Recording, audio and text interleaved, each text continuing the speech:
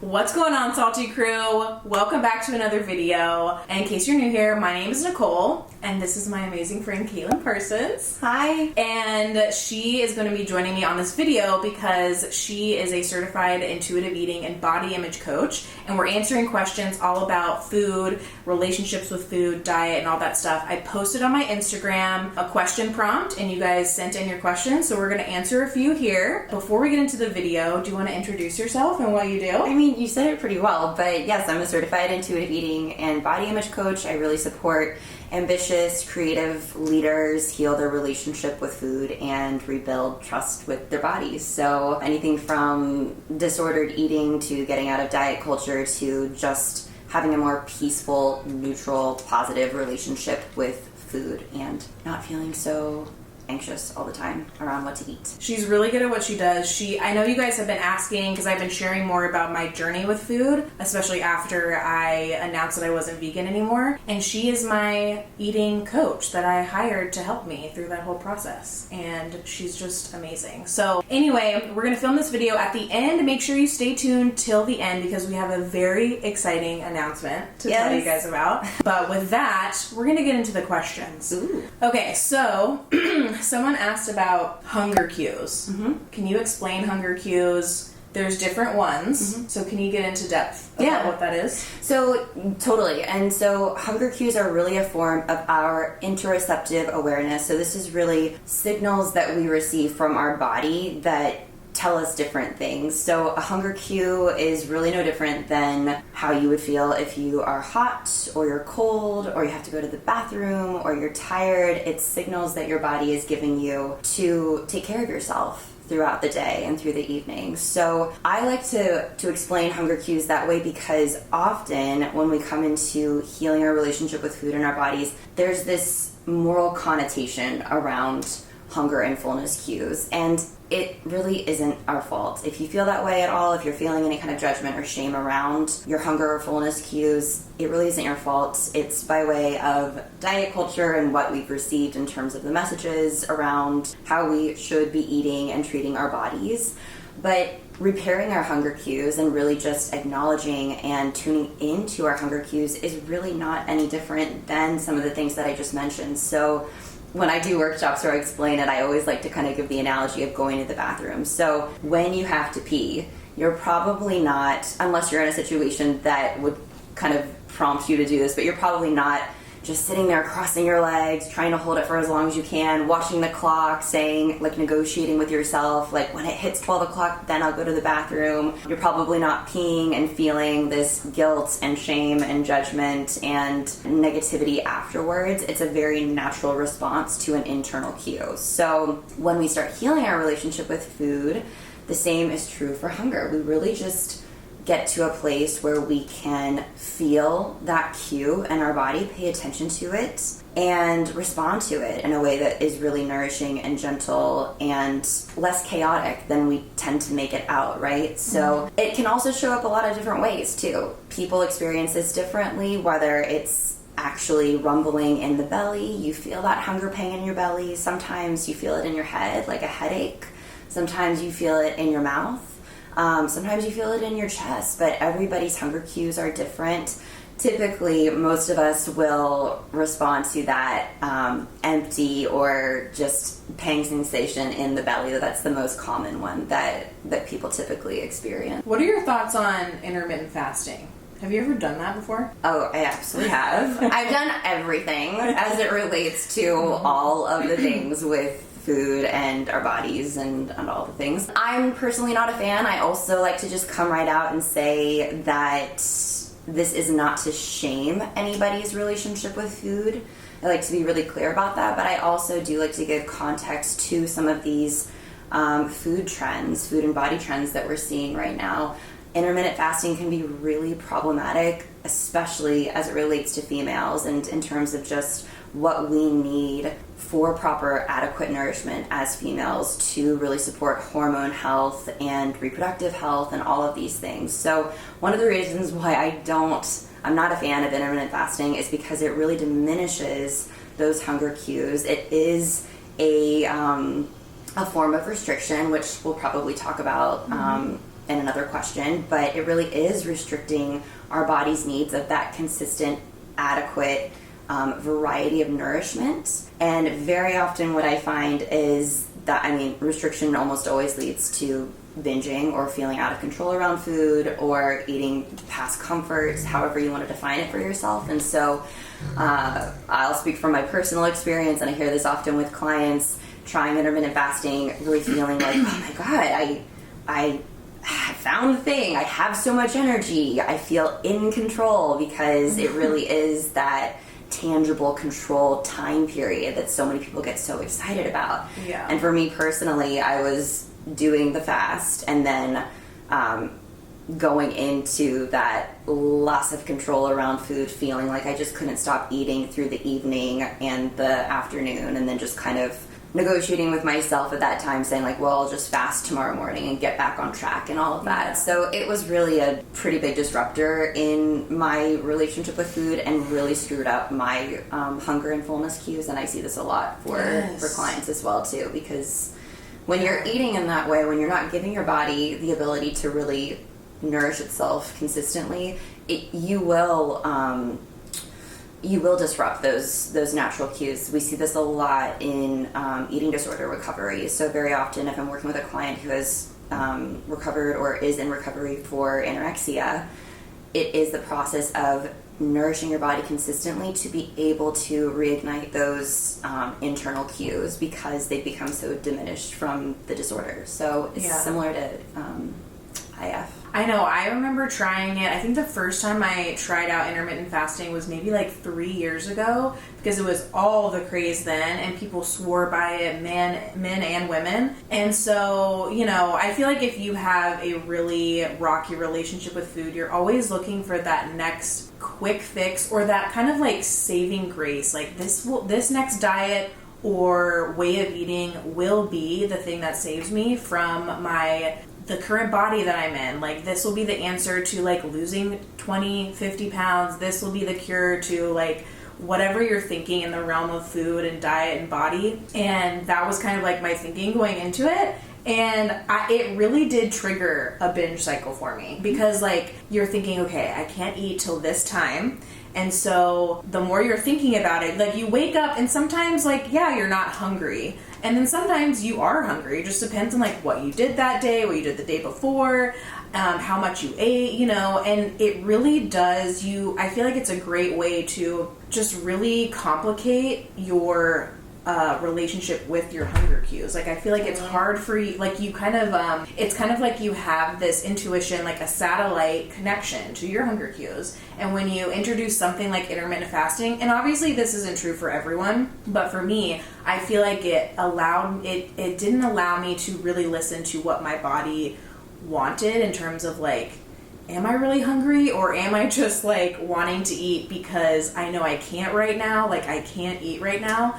And you cross wires like with your body and your intuition, and you lose that like intuitive trust of like, when to eat, like you eat when you're hungry, and certain rules like that really mess with that. And another rule or a thing that I tried was also like eating a meal, like a big meal, and then only eating again until 5 hours had passed. Yeah. Because I like went on YouTube, someone that I watched was like, this is how I lost all this weight, like I made sure that all of the food in my system was like completely digested, and like my glucose levels and all these things. And I was like, yeah, cool. So I just like kind of went with that. And it's kind of it reminded me, I got the same type of feeling when I was doing it as when I was doing intermittent fasting. It was like the same type of vibe, where you just kind of like get so discombobulated with trusting your body and your own hunger cues that you are left lost. And so then you look to other people to tell you what to do, when to eat, but really you have that knowledge within yourself. You just have to tap into that again.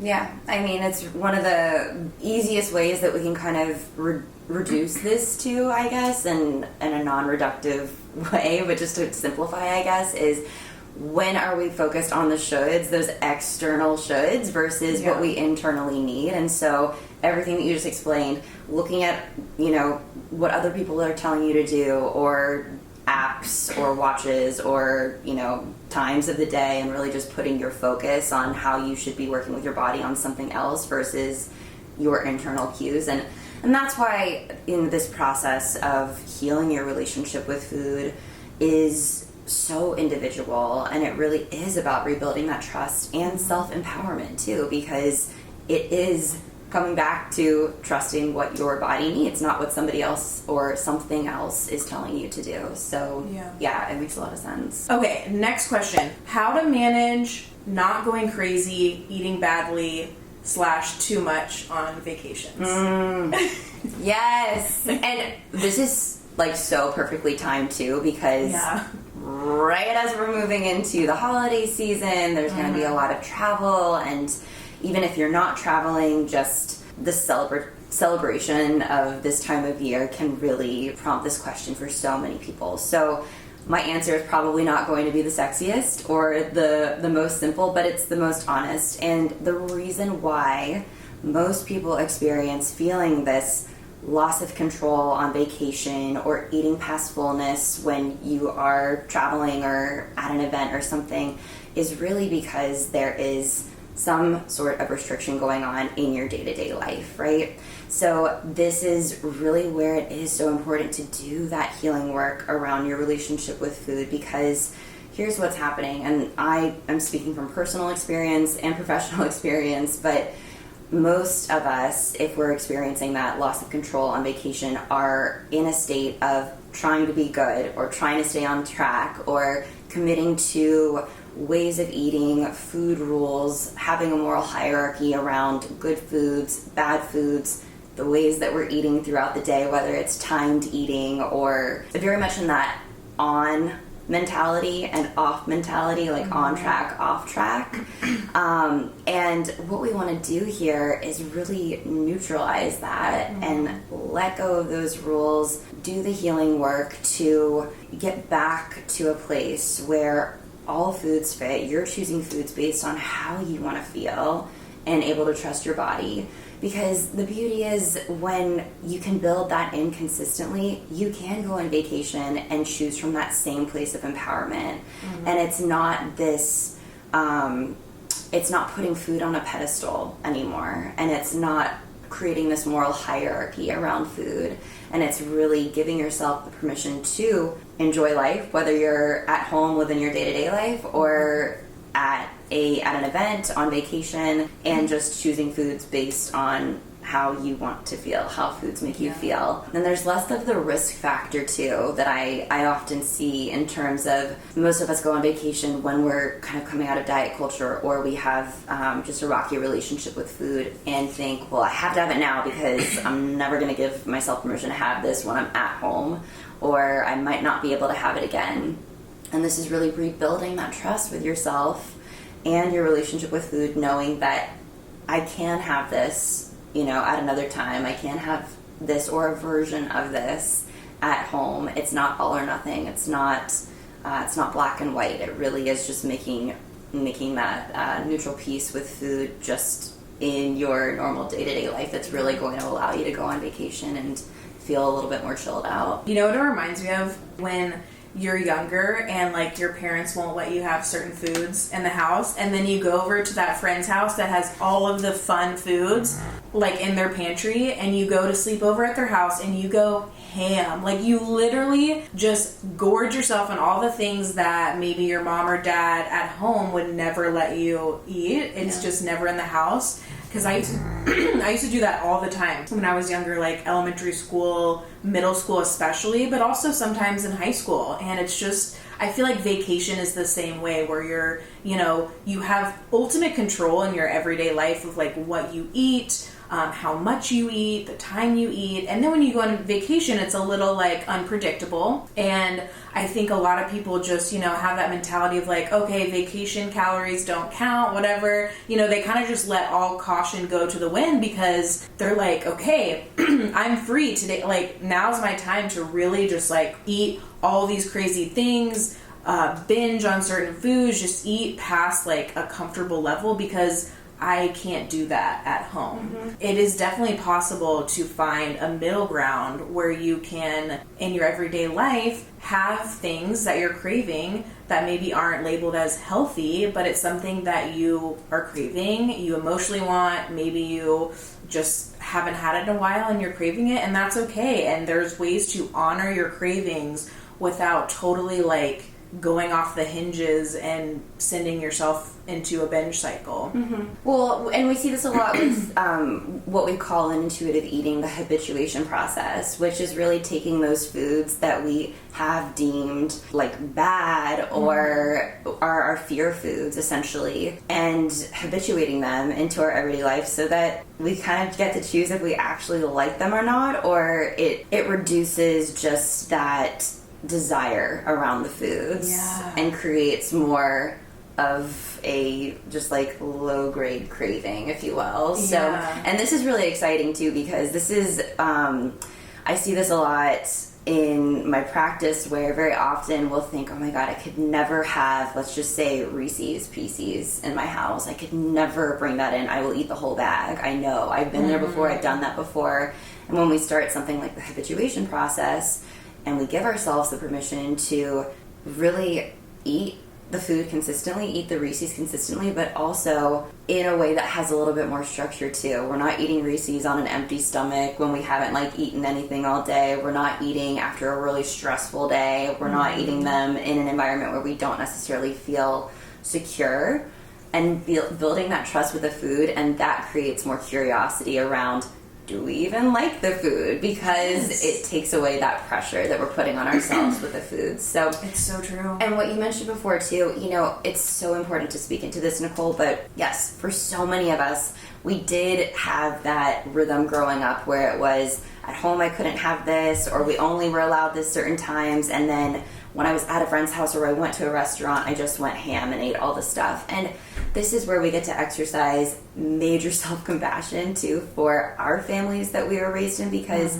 they are also growing up in diet culture and are not really immune from the rules that they've learned and adopted in their life, and are just doing their best most of the time when they're raising kids too. And so very often when we're growing up, if the parent has a disordered relationship with food, or just in diet culture, which is kind of one and the same in my opinion, it's going to show up in how they're raising kids. And so, you know, it's just something to point out and to acknowledge we're all swimming in this, and it really hasn't been until recently where this has been more widely talked about too. A lot of our parents didn't really have that type of language, education, information when they were raising us, and their parents as well too. So it is generational, it is systemic, this is really layered, and a lot to unpack. So it's important to move slowly as you're going through this healing process as well too. Yes, absolutely. It's so true. Okay, last question. What can I eat at night so I'm not hungry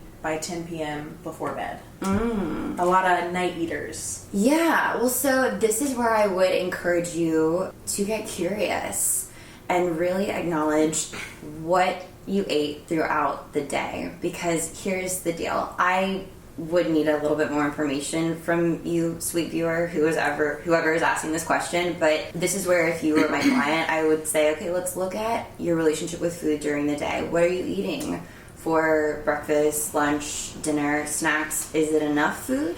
Is it enough variety of food? Is it eating enough of that variety of food consistently throughout the day? Because very often what I find is when people are night eating, they're not eating enough food throughout the day.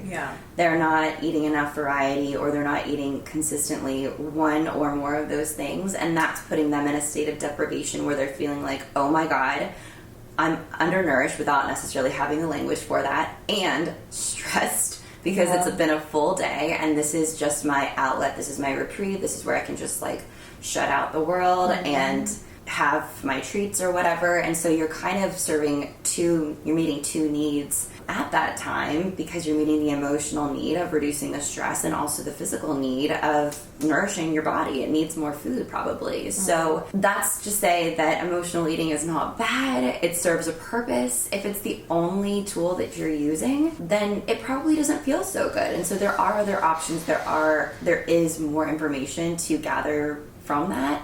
So that's my first response to that question, just making sure your relationship with food throughout the day is plentiful, adequate, variety, consistency, all the things, just checking in with that. And then the second thing that I would get curious about is, when was the last time that you ate before like the 10 p.m. eating, right? So how long ago was dinner? Do you need a little snack afterwards? Yeah. So I have some clients who prefer to have an earlier dinner. Just, it's when they're typically hungry, or maybe their schedule doesn't allow for a later dinner. And so it makes a lot of sense when they get to like 9 p.m. and they're like, oh my God, I'm hungry again. And that really invites us to have the conversation of, can you give yourself permission to have a snack after dinner and have maybe a fourth meal, right? Yeah. And take the judgment around eating. And so it's multifaceted, the answer, and it really depends on the circumstances that are prompting you to ask this question. But it really is throughout the day, how you're eating, and then in the evening when you're eating, what you're eating, and really getting honest, like, do you need more food afterwards? If not, throughout the day as well too, and just giving yourself permission to have that. Final thought for this question, really getting curious about how food makes you feel before you go to sleep too, because let's just say it's 8 or 9 p.m. and you're hungry, or you just want food, like you want a snack. You don't necessarily have to be hungry. This isn't nobody's sitting here giving you a grade for how you ate during the day. You probably are. It's that internal voice. For sure. So at that point, really acknowledging, okay, I know I like food in the evening. It makes me feel good. I'm hungry, or I just like eating. What foods are going to support you during that time of the day, and really support your sleep hygiene as well too? Because you might realize, if I have like a slice of pizza, I just like can't sleep as well. But if I have something like a bowl of oatmeal or a granola bar, or maybe like, I don't know, a bowl of ice cream or potatoes, whatever. These are all just examples. There's no right or wrong, but really checking in with, okay, late night foods, when I do need something, what feels the best for me? How do I get the best night's sleep depending on what I'm eating at that time as well too? Yeah, totally. I think it's okay to give yourself permission to eat before bed if you need to. Like, for me personally, I cannot go to bed if I'm starving. There's no way. And a lot of this work and what I've learned from you is a lot of self-awareness, and that's where that curiosity comes in. Just discover what works for you. And like Katelyn was saying, like, there's some foods that maybe might not make you sleep well at all, which you obviously don't want to indulge too much of those right before bed, but maybe try out other foods that make you feel really good, really full, really satisfied, because no one wants to go to bed hungry. It's just not a good feeling at all. And can you explain what sleep hygiene is real quick? Because I don't think everyone knows. Oh yeah, totally. So sleep hygiene is just how you're supporting yourself for a really good night's rest. And it's so important to get a great night's rest, because that I love how we come full circle with this little interview, but that immediately impacts your hunger and your fullness cues. So ghrelin and leptin are those two hormones that are being directly impacted by sleep. And so when we're thinking about just our relationship with ourselves and our relationship with our body, it really is holistic. It's how we are treating and meeting our needs throughout the day and through the evening as well too. So sleep hygiene is really before you actually go to sleep. What are you doing? I like to say that 10 to 30 minute window before bed, how are you taking care of yourself? Just winding down your day, things that are really going to support a really restful night's sleep. And then how you're actually setting up your sleep environment during the night. So everyone is different. I'll speak for myself. Yeah. I have to have some type of noise canceling machine on. I'm really sensitive to noise. I'm really sensitive to light. So I always have an eye mask on. I always make sure that I have a nice cool temperature and air circulation. We don't have a TV in our room. Personally, for me, I like to read a little bit before bed. I don't bring my phone into the room. And all that to say, that's just a personal example. That's not to say that's what you should do, but really finding your own rhythm for how you get a great night's rest and getting curious about that. Having your little toolkit for sleep is the most important thing, and then also how you wake up too. You know, what really puts you in that restful state as you are waking up in the morning versus that immediate fight or flight. Yes. So important too. So for me, I don't check my phone for a while. I go to the bathroom, wash off my face, make coffee. Yeah, I found that a solid morning routine, it doesn't have to be super elaborate and take 2 hours, but something simple that brings you joy. If you have a routine that you dread, it's not the right routine for you. I think a routine should just be so enjoyable for you. I look forward to my morning routine and my nighttime routine. I'm not perfect on the nighttime routine, but oh my God, when I really go through all of my things that I know will make me have such a restful sleep, I feel amazing the next day. My personal ones are, I've started taking CBD, a little tincture right before bed, 30 minutes before bed. I'll take my magnesium supplement, and then I love reading before bed. I love kind of setting out my walking workout clothes the night before, so all I have to do is not think about it, just slip them on and then go in the morning. I love having my projector light on, it's a blue. Ooh. It's blue and starry. It's the best. It just really sets the vibe. It's amazing.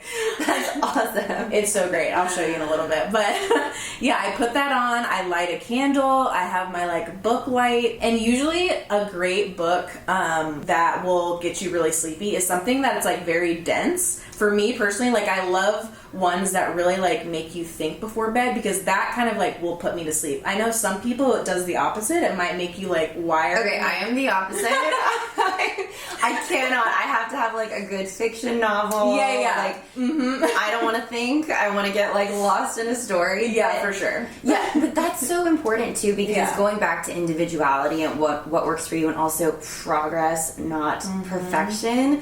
There are, I would be curious how you feel about this, but there are plenty of times today, after years and years of doing all this work, where I sometimes have a glass of wine too close to bed, or I eat a little bit too much chocolate on the couch, or I watch something really scary that stimulates my nervous system and I just don't have that great night's sleep, or it's really hot in the room. Yeah. And really, it sucks the next day, because it's nobody likes to have a really crappy night's sleep. But during the day, it's okay, self-compassion.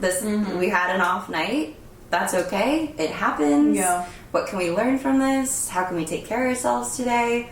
Moving on, moving forward. Yeah. So, yeah, progress, not perfection. Definitely. Do you want to talk about our announcement? Yeah. Okay, so our big announcement is that we started a community, an online educational community, and it's called Food Alignment. And we are launching the Instagram today. And it's basically a community where you can come. It's a safe space. If you are new to embarking on healing your relationship with food, this is the perfect place for you. A lot of the themes that we talked about in this video, all or nothing thinking, if you're struggling with hunger cues, if you're struggling with putting together a satisfying meal that keeps you full and also satisfied. What else do we talk about? Okay, so it's so funny. As Nicole and I were creating this, she's so excited about all the things that I am here to bring you, and yes. I'm so excited about all the things that she is here to bring you. So the reason why we're creating this too is because we did want to bring our two expertise together in service of you, and really supporting you wherever you are at in your own food and body journey. So Nicole is a master chef. You guys know how good she is, and she brings this amazing skill to recipe development, where it's easy, it's simple, there's a ton of flavor. And what we've often found in healing our relationship with food is so many of us have once been foodies or have wanted to be and have wanted to have that ability to create in the kitchen in a really simple, fun, easy way, or pick things off of a menu when you're at a restaurant that just feel really fun and flavorful, or at a friend's house without all of the guilt and anxiety. And so Nicole is here to really like flex her muscle around recipe creation and building really amazing meals and educating this community on how to do that in ways that work for you and your lifestyle. I'm here to really bring in the intuitive eating component and how to really rediscover the joy for food without feeling the guilt and the shame that might be coming up, and building in some intuitive eating skills in the process, and really just kind of giving it a 1-2 punch so that you get to have this really fun, easygoing relationship with food again in a community where other people are going through it. Yeah. And just take some of the pressure off it, because we're here to laugh together. We're here to like talk about things that feel difficult and lonely sometimes, but we're also here to just have a lot of fun and have a party together. Yeah. It's the thing with all of this work is that it's not a linear journey. There's going to be ups and downs. Katelyn has been doing this work for how long? Years. So long. And you still have days where you struggle, or it's a lot harder to, you know, get into a healthy mindset. And I'm still pretty new to it. And so we're not perfect, but we're here to open up the dialogue and talk about the struggles with this stuff. And when we were creating this, a theme that kept coming up, like Katelyn was saying, was just like our reunion with food and our love for food. And we want to give you guys a place where you can fall in love with food again, and cooking, and just like going out to eat and not feeling burdened with all of this shit that has been fed to you through diet culture, through your family, that just has really messed up your intuition when it comes to food. Because intuitively, when we're born and we're kids, we usually have a pretty great relationship with food. It's just when we get older and we grow up that we just take on all of this extra stuff that doesn't belong to us, and it really screws things up. So we want to bring you back to where you started, and we want to teach you how to intuitively know what to eat, when to eat, so that it's satisfying for you in every way, emotionally and physically. Yeah, and like how to eat from like delicious recipes. And it's gonna be a fun party. I don't know, I'm just really excited about building this, and also inviting you to build it with us. We have a lot of big visions for this and where we see this going, and just keeping a pulse on the people who are really involved in this community, and what you want out of this as well too is super important to us. So for now, you can find us on Instagram and TikTok. At Food Alignment. At Food Alignment. Can you believe that handle was available? Yeah. We were shook. Crazy that it was available. You can also grab our free guide. It's the Beginner's Guide to Mindful Eating, and we wanted to create this for you as a gift, and also as a foundation for really getting into some of the things that we're talking about. Mindful eating can feel a little boring, and it can feel like the last thing you want to do, and it also feels like conflicting because it feels like the thing you should be doing. And we're here to make it easy for you. We're here to make it empowering for you. So in this guide, it's really just 10 straightforward tools that you can use wherever you're at in your relationship with food and your meals, so that you can build a practice that's sustainable, that feels good, and that is less stressful than a lot of people are making it out to be. And I will leave the link to that down in the description box below. So make sure you check that out and let us know. Give us some feedback in the comments below what you thought of this video. Are you excited about our new venture, Food Alignment? I really hope you guys join us in that community, because it's going to be so much fun, and it's just going to be it's going to be amazing. I am so excited. We're both so excited. So excited. Yes. So thank you guys for watching. I really hope you enjoyed the video. Also, leave any other questions that you might have for us down in the comments below. And take care of yourself this week. Eat good food. And I'll see you in the next one. Bye. Bye. Diet Coke ain't good for the soul. Give me that orange soda. Give me a grape like you see in the movies. to the top like a smoothie, you'll see. I'll do you like a 9 to 5.